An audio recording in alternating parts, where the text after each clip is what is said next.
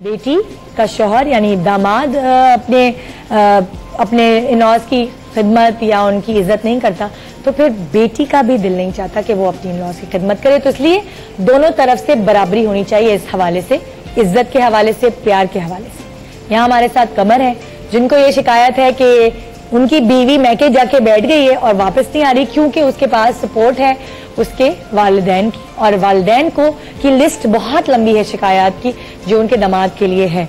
और ऑब्वियसली जब माँ बाप राजी नहीं है तो उनकी बेटी कैसे राजी होगी अपने मियाँ से, वो भी खुश नहीं की बात नहीं है। ये मौसूम यहाँ जो बैठे हुए हैं ये इतने सीधे बनकर, ये बेटे कम दामाद ज्यादा बनते हैं और मेरी बेटी पर हर तरह का शक करते हैं। अगर ये मेरी बेटी अपने चचा के घर जाती है या उनके बेटों से बात करती है, उनको शक की निगाह से देखता है।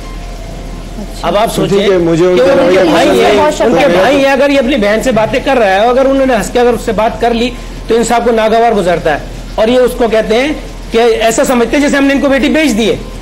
तो शादी के बाद तो शौहर का इतना तो हक होता है कि वो अपनी बीवी को समझाए। अगर मैं अपनी बहनों से भी बात कर लूँ हंस के तो ये बोलते हैं कि तुमने क्यों बात की। अब मेरे बहनों भी बड़े हैं, मैं उनको भाई की तरह समझती हूँ, ठीक है। अगर मैं 10 साल हो गए बड़े दामाद को आए हुए, 10 साल हो गए मेरी बड़ी बेटी की शादी को, उन्होंने इसको बच्चियों की तरह से खिलाया है।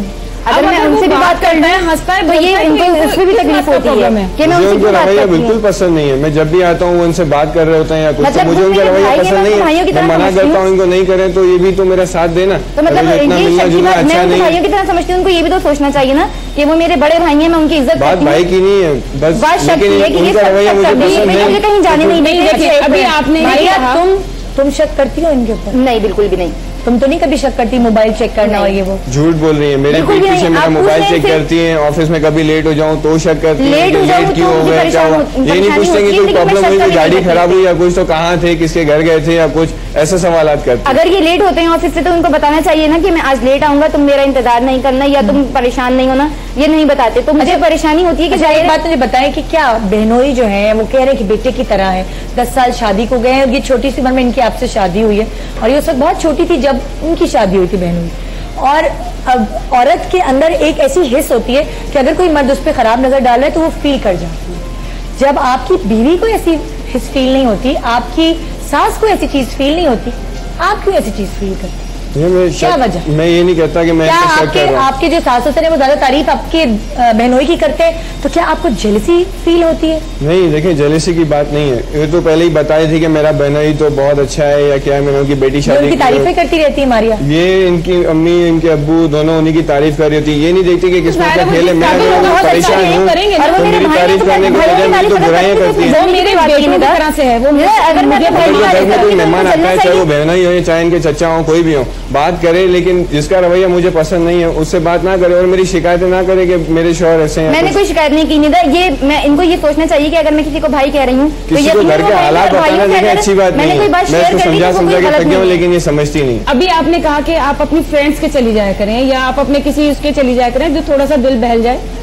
वो कहीं जाने देगा तो जाएंगे ना, वो उसको चचा के घर नहीं जाने देता, उसके मामू के घर नहीं जाने देता। वहाँ मेरे कजन हैं और नहीं भाई, वहाँ पे तो लड़के हैं। अरे लड़के उसके भाई भी तो हैं, चचा जात भाई हैं, मामू जात भाई हैं।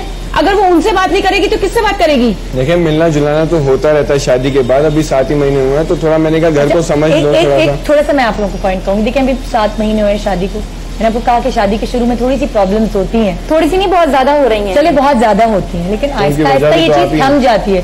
जब कमर को मारिया पर इतना ट्रस्ट डेवलप हो जाएगा, ज़ाहिर इट्स अरेंज मैरिज, ठीक है, ये लव मैरिज नहीं है, तो जब इनको ट्रस्ट डेवलप हो जाएगा मारिया पर तो आहिस्ता आहिस्ता सारी सूरत हाल चेंज हो जाएगी। लेकिन मारिया निदा, मैं आपको ये बताऊं, इनकी मदर ये नहीं चाहेंगी कि इनके हालात ठीक हों क्योंकि उनका शायद माइंड तो थोड़ा बहुत जो है ना, मुझे लग रहा है कि वो कहीं और करना चाह रही हैं क्योंकि वो इनको बस, मुझे नहीं लगता कि वो मेरी बेटी को बसने देंगी। देखिए ये छोटी छोटी बातें नहीं, ये यहाँ आए हैं, ठीक है मेरा, ये यहाँ पे आए हैं, इन्होंने बातचीत की है अगर कि आपकी मतलब ये अपनी बीवी को वापस घर लाना चाहते हैं तो उसकी रीजन ये होगी ना, पीछे माँ भी का भी तो हाथ होगा ना कि बेटा लेकर आओ बहू को।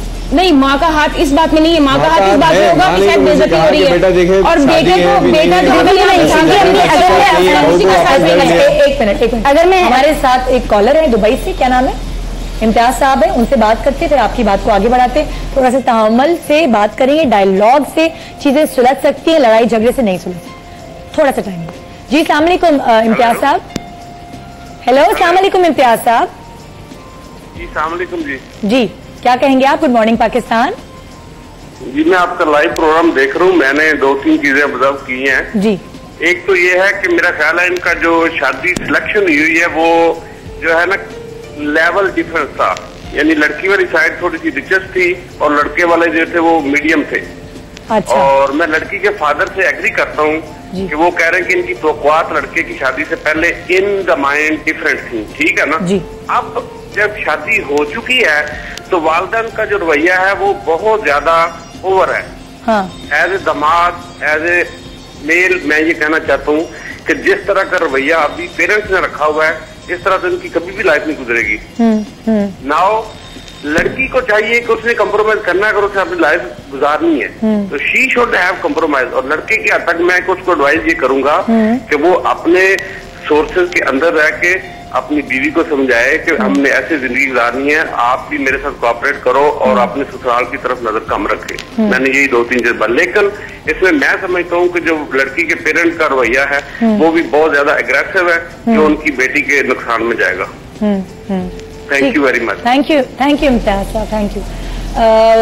देखिए आपको इस तरह अगर आप कमरे में बैठ के शायद ये मामला सुलझा रहे होते तो आपको 4 लोगों के जहन पता चल रहे होते कि वो क्या आपको मशवरे दे रहे हैं। इस वक्त आपको बहुत सारे लोग दिख रहे हैं और वो सब आपको मशवरे दे रहे हैं कि आपने अपनी बेटी की जिंदगी के साथ क्या करना है।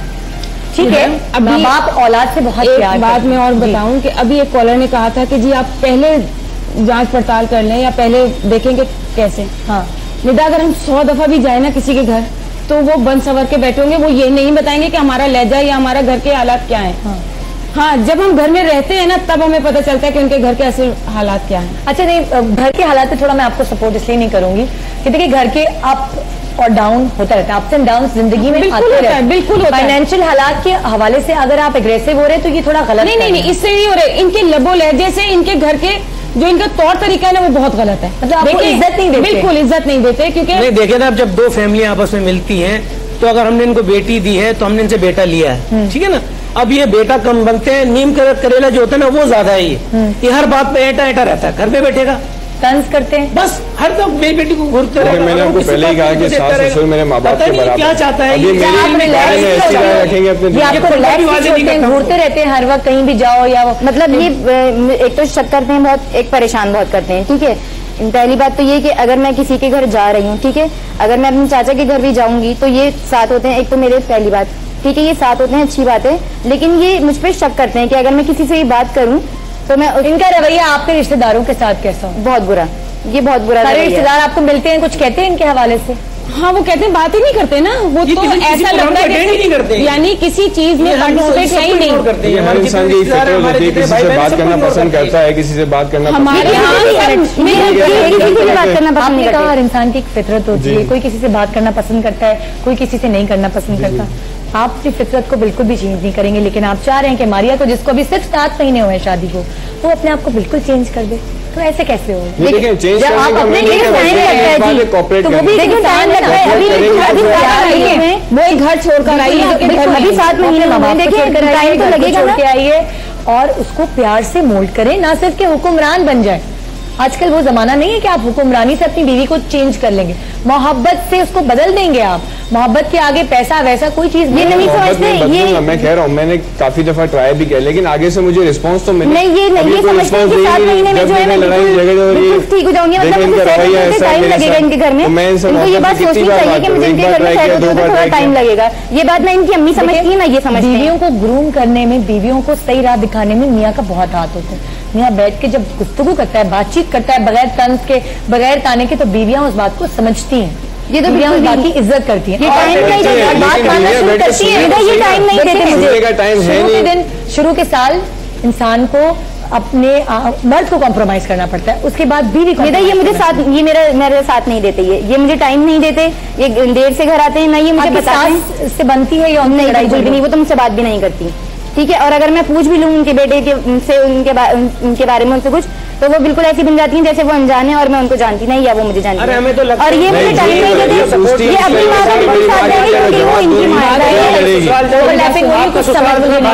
अपने ससुराल जाओ, वहाँ से लेकर आओ, कुछ लेकर आओ, ये इनकी माँ, मुझे लगता है इनकी वालदा ही।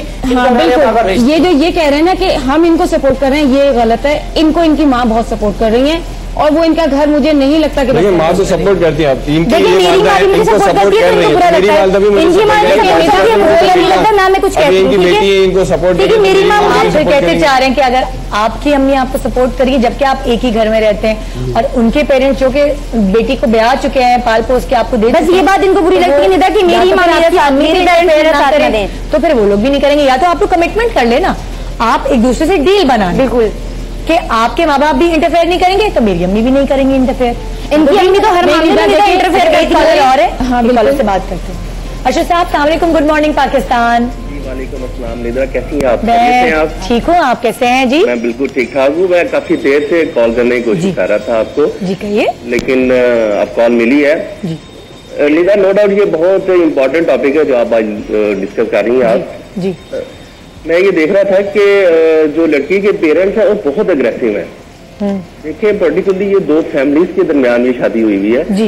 ये कोई लड़की की या लड़के की शादी नहीं है, हकीकत इसमें पर्टिकुलरली देखना ये चाहिए दोनों फैमिलीज को कि अभी साथ ना हुए हैं, अंडरस्टैंडिंग लेवल उनका बिल्ड होगा जी। अभी उसमें टाइम लगेगा थोड़ा सा जी। तो इतनी जल्दी ये इतने अग्रेसिव मत हो।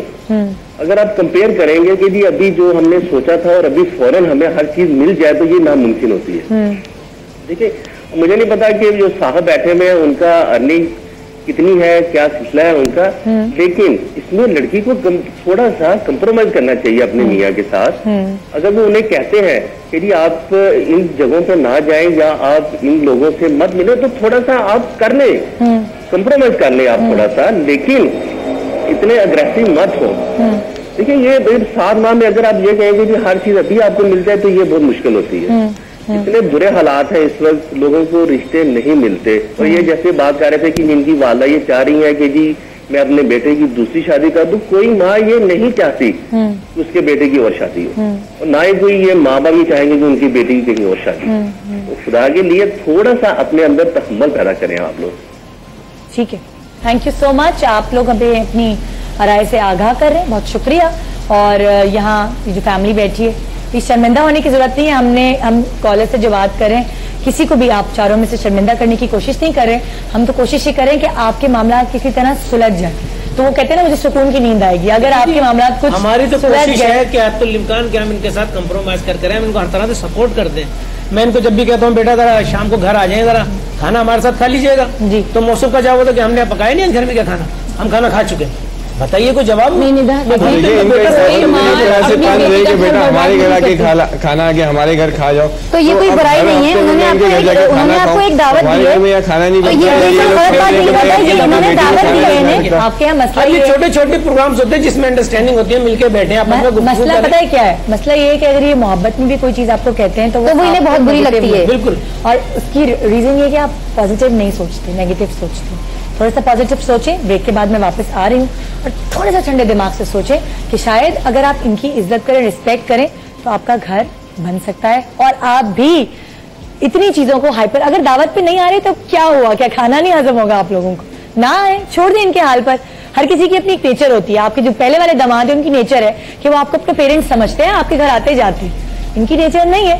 इंसान की नेचर बदलना आसान नहीं होती, उसकी फितरत चेंज करने में थोड़ा टाइम लगता है, और वो काम है आपकी बेटी का। ब्रेक के बाद गुड मॉर्निंग पाकिस्तान हमारे साथ रहेगा।